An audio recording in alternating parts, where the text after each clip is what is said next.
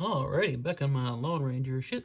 I got a new pulley on there. This one's got spiraled holes in it because I like it. No other reason. As you can see here, things are a little different this time with the front end. I've got some 480-8 tires up front. They're like wheelbarrow size. I think these came off a snowblower. They're 4-lug. So I made these bearing hubs with a pair of 6203-12 or 6203-3/4 bearings. They're like what you find on a Peerless 820 input shaft or what you put in for axle bearings on a MST 206. Yeah, just took some shaft, bored out the center, bored the ends for bearings, welded on a flange, and with some tapped holes. Pretty simple.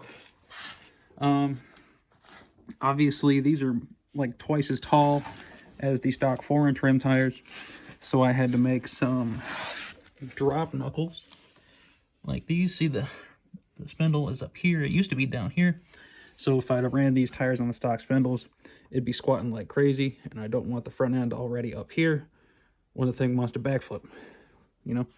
So yeah, made those drop knuckles.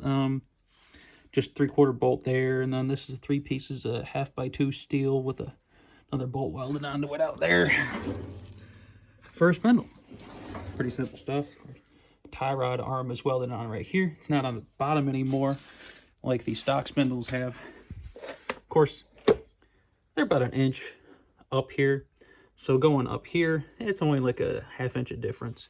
And since I flipped the tie rods around left for right, now they're on the bottom of that. Those are going to get replaced with Heim joints, but now they're on the bottom of that, and it's really not all that different, and it steers just the same as before. This axle beam is actually off of my 414-8, the big wheel horse you've seen. Originally, I had those knuckles on that beam, and that one's like 2 inches narrower.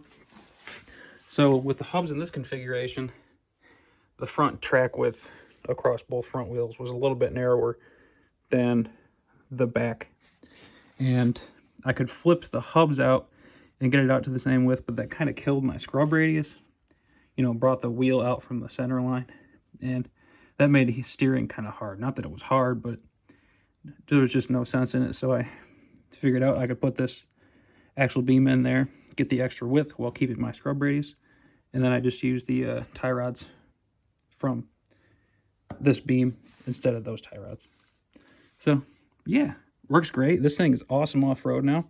The extra weight I've added up front here just kind of balances it out nicely, and it can still do like pretty good wheelies, but it's a lot more capable off-road. And I'll throw some clips of that here.